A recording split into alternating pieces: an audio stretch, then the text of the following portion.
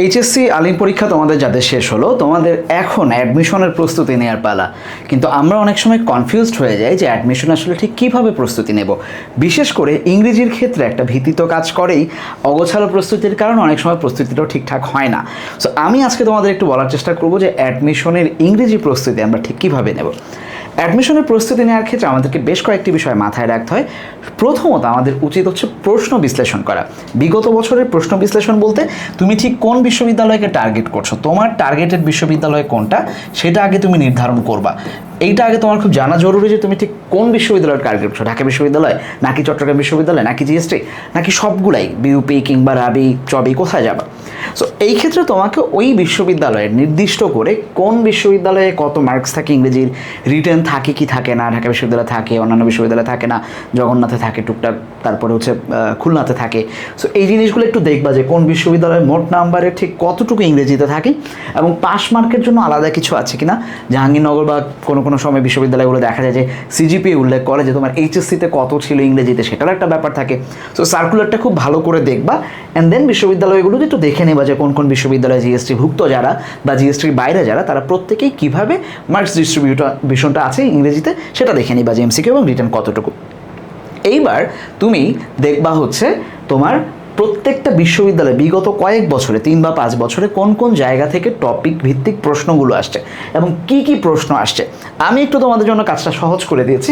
তোমরা যদি দেখো যে শুধু ইংরেজিতে গত কয়েক বছরে ঢাকা বিশ্ববিদ্যালয়, জগন্নাথ বিশ্ববিদ্যালয়, জাহাঙ্গীরনগর, চট্টগ্রাম, রাবি, বিউপি কিংবা জিএসটি প্রত্যেকটা বছরেই মিনিং বেসড ভোকাবস থেকে অনেক প্রশ্ন আসছে। সংখ্যাটা চট্টগ্রাম কিংবা রাজশাহীর বিশ্ববিদ্যালয় যদি আমরা ধরি, হিউজ নাম্বার, 40টা 32টা, তার মানে গত কয়েক বছরে যদি ওরা 28টা করে প্রশ্ন দেয়, কেউ 30টা করে দেয়, তার মানে 2/3 প্রশ্ন প্রায় বা 1/3 প্রশ্ন চলে আসছে মিনিং বেসড ভোকাবুলারি থেকেই। ঠিক আছে, যদিও এদের বেশিরভাগই আবার টেক্সট থেকে আসে, সেটা নিয়ে আমরা পরে কথা বলছি।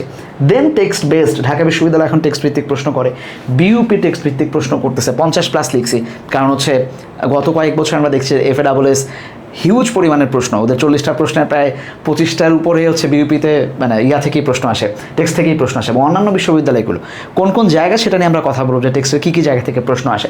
সো টপিক বেসড আর যা যা আছে, প্যাসেজ থেকে কেউ কেউ প্রশ্ন করছে, basic sentence structures, person business, noun, pronoun, adjective, adverb যা যা আছে সব কিছু থেকে প্রশ্ন আসছে। প্রিপোজিশন থেকে লাগাতার কনসিস্টেন্টলি প্রশ্নগুলো আসে। সো এই জিনিসগুলো ভয়েস ন্যারেশন এবং টেন্সের বাদবাকি যা আছে টপিক ভিত্তিক, তুমি যখন ধরে ফেলবা তখন তুমি দেখবা যে তোমার পুরো জিনিসটা সাম আপ করাটা সহজ হয়ে যাবে। তখন তুমি এই টপিক ভিত্তিক প্রশ্নগুলোকে পড়ার জন্য বা কীভাবে পড়বা এটার একটা টাইম ডিস্ট্রিবিউশন করবা। তুমি দেখবা যে সব মিলে তোমার হাতে কয়েকটা জিনিস দাঁড়াবে। প্রথমত হচ্ছে তোমাকে গ্রামার পড়তে হবে ফর শিওর, ঠিক আছে। গ্রামারের ক্ষেত্রে আমরা কী কী পড়বো সেটা আমাকে নির্ধারণ করতে হবে। 2 নম্বর হচ্ছে টেক্সট ভিত্তিক চিন্তাভাবনা, আর 3 নম্বরে হচ্ছে আমরা দেখব যে ভোক্যাবস বা মেমোরাইজিং যেগুলো সেগুলো নিয়ে আলোচনা। 4 নম্বরে হচ্ছে আমার রিটেনের আলোচনা। এই কয়েকটা বিষয় আমাদের সামনে উঠে এসে দাঁড়াবে। এই টপিকগুলোকে আমরা এবার টাইম ডিস্ট্রিবিউশন করবো। প্রত্যেক দিন তুমি কয় ঘন্টা পড়বা এই জানাটা খুব জরুরি।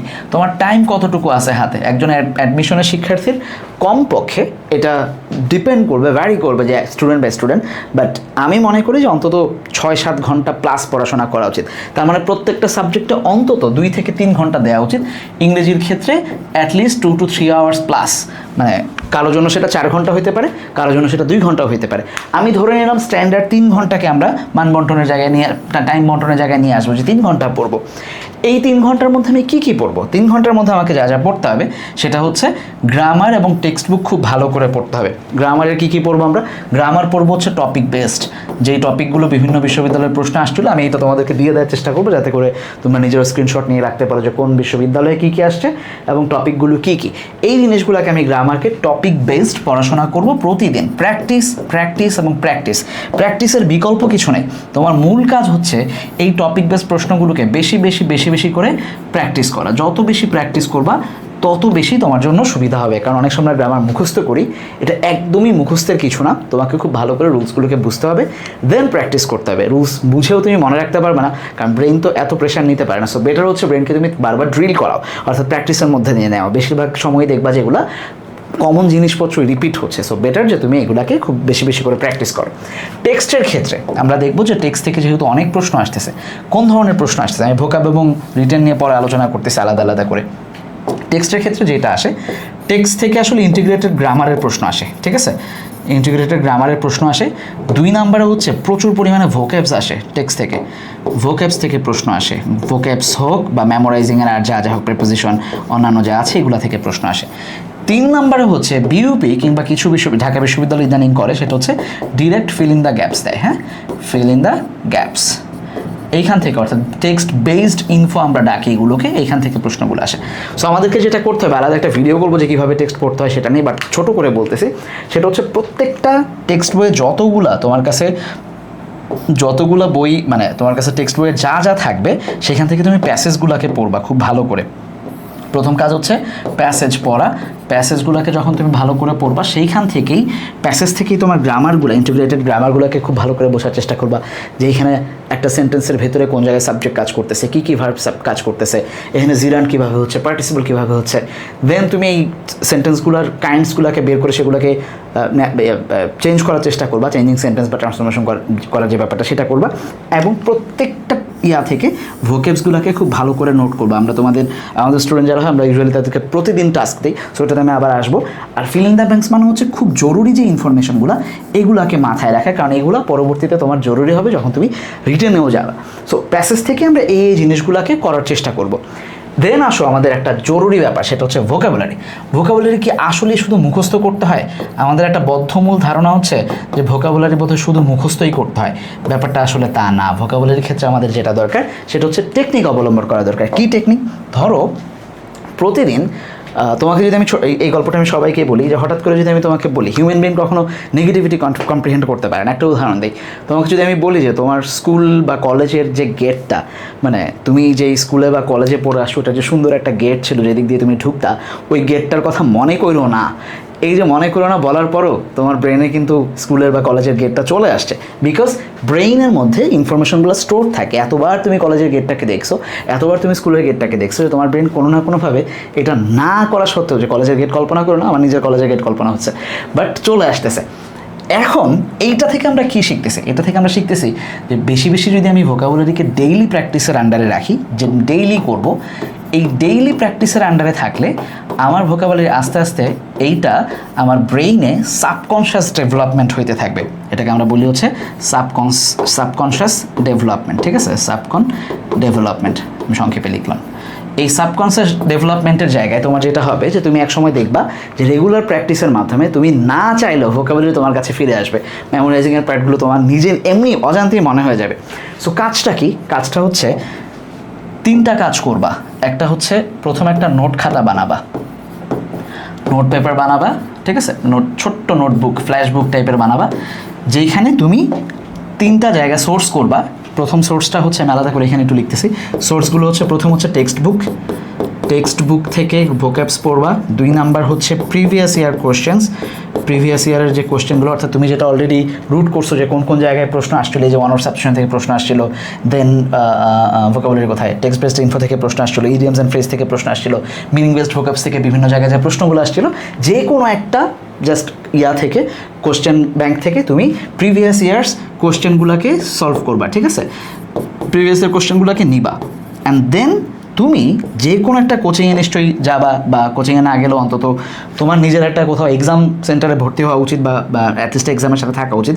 ওই এক্সামের যে কোশ্চেনগুলো আসবে, ঠিক আছে, এক্সামের যে কোশ্চেনগুলো আসবে সেগুলোকে তুমি এই নোটবুকের মধ্যে তুলবা। এই নোটবুকে 3টা জিনিসকে মাথায় রেখে তুমি প্রথমে এই নোটবুকগুলো বানাবা। দেন প্র্যাকটিসের জন্য রেগুলার বেসিসে তুমি ডেইলি 5টা বার 5 টাইমস, আমি বলি যে নামাজের টাইমটাকে টার্গেট করবা, 5 টাইমস আ ডে তুমি জাস্ট সেটাকে ফ্ল্যাশ মুখস্থ করে ডেইলি মাত্র 10টা বা 5টা, আরও কম যদি মনে হয় যে আমি 10টা পারবো না, তাহলে 5টা করে ভোক্যাবস, ইডিয়মস অ্যান্ড ফ্রেজ, তারপর হচ্ছে প্রিপোজিশন, এই জিনিসগুলোকে ভার্বালটা যা আছে ডেইলি 5 বার জাস্ট দেখবা, মুখস্থ করবা না, ভুলেও অর্থসহ বোঝার চেষ্টা করবা আর মনে রাখার চেষ্টা করবা। দিনে অন্তত একবার, এই 5 বার দেখার ফাঁকে ফাঁকে একবার অন্তত একটা সেন্টেন্স বানাবা, মনে রাখার চেষ্টা করবা, প্রশ্ন যেখানে দিছিলা সেখান থেকে জাস্ট অ্যান্সার করার চেষ্টা করবা। এই 5 বার এগুলাকে দেখার চেষ্টা করবা। গেল 2টা কাজ। 3 নাম্বার হচ্ছে মেক শিওর যে তুমি প্রতি 7 দিন অন্তর মানে প্রতি সপ্তাহে একবার রিভিশন প্রসেসে যাও, ঠিক আছে, রিভিশন দিবা হচ্ছে 7 দিনে, উইকলি, ওকে, উইকলি একটা রিভিশন প্রসেসের মধ্যে দিয়ে যাবা। তাহলে প্রথম কাজ হচ্ছে একটা নোটবুক বানাবা, যেখানে তুমি 3টা জায়গা থেকে, টেক্সট বুক হোক, প্রিভিয়াস ইয়ার কোশ্চেন হোক, এক্সামের কোশ্চেন হোক, এখান থেকে নোটবুকের মধ্যে ছোটো ছোটো ছোটো করে 5টা বা 10টা করে মেমোরাইজিংয়ের পার্টকে তুলে নিয়ে আসবা। দেন প্রতিদিন এই নোটবুকটাকে 5বার করে দেখবা। ফজরের সময় একবার, জোহরের সময় একবার, আসরের সময় একবার, মাগরিবের সময় একবার, এশার সময় একবার। অন্য ধর্মের থাকতে পারো, নামাজ না থাকতে পারে, সেই ক্ষেত্রে তুমি 6বার পড়বা। মানে ঘুম থেকে উঠে একবার, নাস্তার আগে একবার, দেন দুপুরে খাওয়ার আগে একবার, বিকালে একটু হাঁটাহাঁটির জন্য বের হওয়ার আগে একবার, সন্ধ্যায় পড়তে বসার আগে একবার, আর পড়া শেষ করে আরেকবার। যদি নামাজ থাকে তাহলে 5বার, নামাজ যদি কেউ না পড়ো তাহলে তাদেরকে 6বার করতে হবে, আর বেশি সময় আছে লাইফে। সো এইটা তুমি ডেইলি রিভাইজ করবা। প্রতি 7 দিন অন্তর একদিন গ্যাপ দিবা। আগের যে 6 দিন, অর্থাৎ তুমি যদি ডেইলি 5বার দেখো, তাহলে তোমার 7 ডেইজে আমরা দেখবো, মানে 6 ডেইজে 10টা করে যদি ভোকেবস হয়, তাহলে 60টা ভোকেবস হয়ে যাবে তোমার। এই 60 ভোকেবসকে তুমি প্রতি উইকলি একবার করে রিভিশন দিবা। 7 নম্বর দিনে আর কিছু পড়বা না, 7 দিনে 60টা পড়বা। প্রথম দিন দেখবা যে তোমার যা মনে থাকতেছে, দ্বিতীয় দিন তা মনে থাকবে না। 60 যখন হয়ে যাবে, 7 দিন পরে তুমি দেখবে যে অর্ধেক ভুলে গেছো। এই যেটুকু মনে আছে অর্ধেক, এটাই তোমার গেইন। সেকেন্ড উইকে যে তুমি দেখবা যে 120টা হয়ে যাওয়ার কথা, কিন্তু তোমার মনে আছে 80টা, একটু বাড়ছে, 30 থেকে 40টা বাড়ছে। এইটা দেখবা আস্তে আস্তে 1 মাস পর বা 3 মাস পর, তোমার জার্নিটা যেহেতু অনেক লম্বা, তুমি বারবার যখন রিভিশনের প্রসেসে থাকবা, 200, 300, 400, 500 ওয়ার্ডের বেশি পড়তে হয় না। এই 500টা ওয়ার্ড পুরো 3 মাসে অন্তত 4বার রিভিশন দেওয়া যায়। অ্যান্ড আমি আমার অভিজ্ঞতা থেকে বলতেছি, বা এই প্র্যাকটিসটা যদি আমরা রেগুলার আমাদের স্টুডেন্টদেরকে করাই, 4টা মাস শেষে ভোকাবুলারি তোমার পেছনে পেছনে ঘুরবে, তোমার ঘুরতে হবে না ভোকাবুলারির পেছনে। এটা আমি এইভাবে বলি মজা করে যে তোমার আর মেমোরাইজিংয়ের পিছনে ঘুরতে হবে না, মেমোরাইজিং তোমাকে বাপ বাপ বলে ঘুরবে। যদিও শুনতে হয়তো অন্যরকম লাগে, বাট আমি কথাটাই বলি ইন্সপায়ার করার জন্য, যে আর কোনো টেনশন নাই। তুমি যদি জাস্ট এই ড্রিলটার মধ্যে দিয়ে নিজেকে ডেইলি নিয়ে যাইতে পারো, টেক্সট বুক থেকে, প্রিভিয়াস ইয়ারের কোশ্চেন থেকে, অথবা এক্সামগুলো থেকে, নোটবুকের মধ্যে এগুলোকে তুলে প্রতিদিন 5বার করে প্র্যাকটিস করবা। জাস্ট দেখবা, মুখস্থ না, জাস্ট দেখতে থাকবা। এমনিতেই মাথার মধ্যে এটা গেঁথে যাবে। যেমন আমরা ভুলি না যে আলহামদুলিল্লাহ রাব্বিল আলামিনের পরে আর রহমানির রহিমই বসে, কিন্তু কোরআনে অনেক আয়াত আছে যেখানে আলহামদুলিল্লাহ রাব্বিল আলামিনের পরে আর রহমানির রহিম নাই, কিন্তু তোমার মাথায় এটা নিয়ে নিচ্ছে যে সামহাও আর আলহামদুলিল্লাহ রাব্বিল আলামিনের পরেই আর রহমানির রহিম বসে। সো এই যে দেখবা, যখন তুমি প্র্যাকটিস করতে থাকবে, ইনফরমেশনগুলো দ্রুত তোমাকে পিক করতে থাকবে। একটা শব্দের অর্থ শোনার সাথে সাথে অপশনগুলো মনে পড়বে, বাক্য মনে পড়বে, কিংবা প্রশ্নে যে 4টা অপশন আসবে, তোমার হয়তো কমন পড়ে নাই, কমন নাও পড়তে পারে, কিন্তু 3টা অপশন দেখলে অন্তত তুমি জাজ করতে পারবা যে এটা উত্তর হবে না, 4 নাম্বারটা উত্তর হবে, বা এইগুলো ভুল আছে, ওইটা রাইট হবে। সো এইটা তোমার আস্তে আস্তে ভোকাবুলারির জায়গাটা প্র্যাকটিস করতে করতে স্ট্রং একটা জোন তৈরি হবে। তাহলে আমাদের ভোকাবুলারি পার্ট গেল, আমরা গ্রামার এবং টেক্সট বুক কীভাবে পড়বো সেটাও বুঝলাম। এইবার যাবো একটা গুরুত্বপূর্ণ ব্যাপার, সেটা হচ্ছে রিটেনে। ঢাকা বিশ্ববিদ্যালয়ে রিটেনে থাকে 20 মার্ক। কনসিস্টেন্টলি ঢাকা বিশ্ববিদ্যালয় এখান থেকে প্রশ্ন করতেছে। খুলনায় আসে, জগন্নাথ আসবে বলে আবার আসে না, এরকম একটা সিস্টেমের মধ্যে আসে ওরা। আমরা ধরে নিচ্ছি অন্তত ঢাকা বিশ্ববিদ্যালয়কে যদি আমরা প্রস্তুতি রাখি, 20 মার্কের, যদি আলাদা করে একটা ভিডিও, এটা আমি শুধু রিটেনের উপরে দিব, বাট এখন নর্মালি তোমাদেরকে দেখাচ্ছি। টেক্সট বুকের বাইরে কিচ্ছু প্রশ্ন হয় নাই, একদম সোজা বাংলা। টেক্সট বুকের বাইরে কিছুই প্রশ্ন হয় না। হয় কি কনসিস্টেন্টলি কয়েকটা জিনিস থেকে প্রশ্ন আসছে। একটা হচ্ছে সেন্টেন্স মেকিং, প্রতি বছরই মোটামুটি সেন্টেন্স মেকিং থেকে প্রশ্ন ছিল। তারপরে খুবই কমন যে জিনিসগুলো, সেটা হচ্ছে এক্সপ্লেনেশন, আলাদা করে এক্সপ্লেনেশন থেকে ছিল, এক্সপ্লেনেশন থেকে প্রশ্ন আসছে। তারপরে হচ্ছে প্যারাগ্রাফ থেকে প্রশ্ন আসছে। এইগুলা খুব বেশি কমন। এর বাইরে 2-1 বছর আমরা দেখছি কোনো কোনো বছরে হয়তো গত বছর যেমন চলে আসছিল, চেঞ্জিং সেন্টেন্স চলে আসছিল, ঠিক আছে, চেঞ্জিং সেন্টেন্স আসছিল। দেন হচ্ছে কোনো এক বছর হচ্ছে স্টোরি টেলিং, হ্যাঁ, স্টোরি কমপ্লিটিংয়ের জায়গা থেকে প্রশ্ন আসছিল, হ্যাঁ। তারপরে আসতে পারে ধরো with clues and without clues আসতে পারে, মানে ক্লজ টেস্ট সেটা আসতে পারে। এই অনুবাদ আসতে পারে। লেটস সি, আমরা ধরে নিলাম যে এগুলো প্রায়োরিটি না, বাট আমরা রেগুলার প্র্যাকটিস করবো যে ট্রান্সলেশন থেকে প্রশ্ন আসতে পারে, ঠিক আছে, অথবা পোয়েম বা কী বলবো এটাকে, যে লাইক অন্য যে কোনো আদার্স লিখে রাখলাম। সো তুমি দেখবা যে প্রত্যেকটা জিনিস ঘুরে ফিরে সেই একই জায়গায় যাচ্ছে, সেটা হচ্ছে টেক্সট। সেন্টেন্স মেকিং যা আছে 99.99% প্রশ্ন আসছে, আর একটু কমাই দিলাম যে 99% প্রশ্ন আসছে টেক্সট থেকে। 1টা বা 2টা শব্দ খুঁজে পাবা যেটা টেক্সটে ছিল না, কিন্তু কোনো না কোনোভাবে এটা সমার্থক শব্দ আছে অন্য জায়গায়। এক্সপ্লেনেশন প্রত্যেক বছর এখান থেকে আসছে, টেক্সট থেকেই, প্যাসেজগুলো থেকে অথবা কবিতা থেকে, হয় স্টোরি নাহলে কবিতা, দুইটার যে কোনো একটা থেকে রেগুলারই প্রশ্ন আসছে। প্যারাগ্রাফ 2019 সাল থেকে ঢাকা বিশ্ববিদ্যালয়ের প্রশ্ন হচ্ছে, আজ পর্যন্ত কোনো দিনই টেক্সটের বাইরে যায় নাই। তার মানে ধরে নেওয়া যাচ্ছে এই বছরও টেক্সট থেকেই প্রশ্ন হবে ইনশাল্লাহ। সো এই কনফিডেন্সের জায়গাটাকে বিল্ড করে প্রত্যেকটা ইউনিটে, প্রত্যেকটা লেসনে একটা একটা করে প্যারাগ্রাফ তুমি পড়বা, একটার বেশি সম্ভব হলে একটার বেশিই পড়বা। কিছু গল্পে আছে যেগুলোতে ধরো 3-4টা জীবনী আছে, সেইখান থেকে একটা মানে প্যাসেজ বের হয়ে যেতে পারে প্যারাগ্রাফের জন্য। সো ওই জিনিসগুলোকে খুব সুন্দর করে রেগুলার প্র্যাকটিসের মধ্যে যদি তুমি যাও, তাহলে দেখবা যে খুব সহজেই প্যারাগ্রাফে 10 মার্ক থাকে সাধারণত, শুধু প্যারাগ্রাফেই। এইখান থেকে তুমি যদি রিটেন টেকনিকগুলো খুব ভালো করে জানো, সেটা রিটেনে কীভাবে ভালো করবা সেই ভিডিওতে আমি বলবো। জাস্ট রিটেন টেকনিকটা ঠিকভাবে জানলে পাস মার্কের জন্য ঢাকা বিশ্ববিদ্যালয়ে 20-এর মধ্যে পাস মার্ক হচ্ছে 5। প্যারাগ্রাফেই 7 থেকে 8 তোলা যায়, 6 থেকে 8-এর মধ্যে তুমি প্যারাগ্রাফই তুলে ফেলতে পারবা টেকনিক্যালি যদি তুমি লিখতে পারো এবং তুমি যদি জানো যে ঠিক কীভাবে একটা প্যারাগ্রাফ প্রেজেন্ট করতে হয় পরীক্ষার খাতায়। পাস মার্ক অলরেডি চলে আসছে, বাদ বাকি 10 থেকে তুমি অনায়াসে 6-7 তুলে ফেলতে পারবা। সো 14 বা 15 মিনিমাম নাম্বার থাকা উচিত রিটেনে। বাট আফসোসের ব্যাপার হচ্ছে ঢাকা বিশ্ববিদ্যালয়ে এমসিকিউতে খুব ভালো রেজাল্ট করে রিটেনে ফেল করে অনেক বাচ্চা, বেশিরভাগ বাচ্চা অ্যাকচুয়ালি। সো ওই জায়গাটা যেন তৈরি না হয় এই জন্য রেগুলার প্র্যাকটিস করবা। রিটেন প্র্যাকটিসের জায়গা হচ্ছে রেগুলার, প্রতিদিন অন্তত 30 মিনিটস তুমি দিবা রিটেন। আমরা টাইম ডিস্ট্রিবিউশনে ছিলাম, আমি আগে একটু টপিক ডিস্ট্রিবিউশন করছি। প্রতিদিন 30 মিনিটস দিবা, একদম ধরে অন্তত একটা প্যারাগ্রাফ লিখবা, 5টা বাক্য ট্রান্সলেশন সেন্টেন্স মেকিং করবা, 1টা বা 2টা এক্সপ্লেনেশনের জায়গা একটু ধরবা ভালো করে। এই জিনিসগুলো রেগুলার 30 মিনিটস প্লাস দেওয়ার চেষ্টা করবা। ভোকাবুলারিতে যেহেতু তুমি 5 টাইমস ডেইলি দিচ্ছ, ওই ঘুরে ফিরে যে 20 থেকে 25 মিনিট বা 30 মিনিটস হয়ে যাবে আবারও তোমার, ঠিক আছে? এই জায়গাটা নিশ্চিত করবা। এইখানে তোমার গ্রামার এবং টেক্সটের ক্ষেত্রে দুইটাতে আমি বলবো যে অন্তত 1 ঘন্টা করে দাও। এইখানে 1 আওয়ার, এইখানে 1 আওয়ার, এইটুকু যদি তুমি দাও তাহলে দেখবা যে, বা মাঝে মাঝে এইটাকেই 1.5 ঘন্টা, এইটা আধা ঘন্টা, কখনো কখনো টেক্সটকে 1.5 ঘন্টা, ওইটা আধা ঘন্টা। এটা তোমার যদি কোচিংয়ে ভর্তি হও সেখানে ক্লাস অনুযায়ী, যদি কোচিং না করো নিজের প্র্যাকটিস অনুযায়ী যখন তুমি যেটা ফিল করবা। সো এইখানে 2 ঘন্টা আর এইদিকে মোটামুটি আধা ঘন্টা 1 ঘন্টা, এই টোটাল 3 আওয়ার্স যদি তুমি দিতে পারো ভাইয়া, ইনশাল্লাহ ইংরেজির ক্ষেত্রে প্রস্তুতি যতটুকু দরকার ততটুকু হয়ে আরও থাকবে। মূল ব্যাপার অলওয়েজ প্র্যাকটিসের বাইরে, যেটা আমি সব সময় সবাইকে বলার চেষ্টা করি, বোঝানোর চেষ্টা করি, সেটা হচ্ছে ভাই প্র্যাকটিস করো। যত বেশি প্র্যাকটিস করবা, এটা হিউম্যান ব্রেইন, এটাকে প্রেশার দেওয়ার কিছু নাই। অ্যাডমিশন একটা পিওর গেম।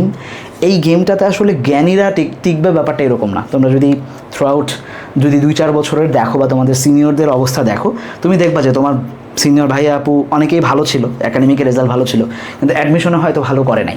কারণ একাডেমির রেজাল্ট অ্যাডমিশনের রেজাল্টের বা অ্যাডমিশনের যে মানে ফলাফলটা আসবে সেটার তুলনা করার জায়গা না। অ্যাডমিশনে তুমি গেমটাকে ঠিকঠাক বুঝছো কিনা, কোন জায়গা থেকে প্রশ্নগুলো আসতেছে, এই জায়গাগুলোকে তুমি খুব ভালো করে বুঝছো কিনা, কি পড়বা কোন বিশ্ববিদ্যালয়ের জন্য আর কি পড়বা না, এটাই হচ্ছে সবচেয়ে বড় ব্যাপার। তুমি প্রশ্ন জাজ করতে পারছো কিনা, বিগত বছরের প্রশ্নগুলো যেখান থেকে আসছে এর বাইরে আর কোথাও প্রশ্ন আসে না, তাহলে আমি এর বাইরে যাব না। এই মাইন্ডসেটটাকে রেখে রেগুলার এই জিনিসগুলোকে দেখে দেখে যদি তুমি তোমার প্র্যাকটিসের জায়গা নিশ্চিত করতে পারো, পার সাবজেক্টে যদি 2 থেকে শুরু করে 3-4 ঘন্টা যা লাগে দিতে পারো, ইনশাল্লাহ তোমার জন্য বিশ্ববিদ্যালয়ে ক্র্যাক করা খুবই সহজ। আর ইংরেজি তো সবচেয়ে সহজ জায়গা। সো আশা করছি যে তোমরা তোমাদের সেই মানে পরিশ্রমের জায়গাটাকে তৈরি করবা এবং যে কোনো ভীতি একদম দূরে সরাই দিয়ে শুধু প্র্যাকটিসের মাধ্যমে আস্তে আস্তে কাঙ্ক্ষিত যে লক্ষ্য সেখানে পৌঁছে যাবা। সো ইংরেজি কীভাবে পড়তে হবে, আশা করি এই জিনিসটা রোডম্যাপটা তোমাদের কাছে রেডি। আমরা আরও কিছু ভিডিওস তোমাদেরকে দিব। আমরা আজকে একটা দেখাইছি যে ইংরেজি কীভাবে পড়বো, এর বাইরে আমরা প্রত্যেকটাই মানে ভোকাবুলারির জন্য আলাদা টেক্সট এবং গ্রামার কীভাবে পড়বো সেটাও দেখাবো, রিটেন কীভাবে আলাদা করে পড়বা, এই জিনিসগুলো আমরা বিস্তারিত আলোচনা করবো ইনশাল্লাহ নেক্সট ভিডিওতে। তার আগ পর্যন্ত সবাই ভালো থাকো, সুস্থ থাকো, পড়াশোনাটা শুরু করো। তোমার রোডম্যাপটাকে তুমি একটু সাজাও, আমাদেরকে চাইলে এই ভিডিওর নিচে তোমার রোডম্যাপ নিয়ে আলোচনা করতে পারো, বা যদি অন্য কোনো কনফিউশনের জায়গা থাকে আমাদেরকে জানাতে পারো। আশা করছি আমরা তোমাদেরকে হেল্প করতে পারবো। তোমাদের জন্য অনেক অনেক শুভকামনা এবং দোয়া। আসসালামু আলাইকুম।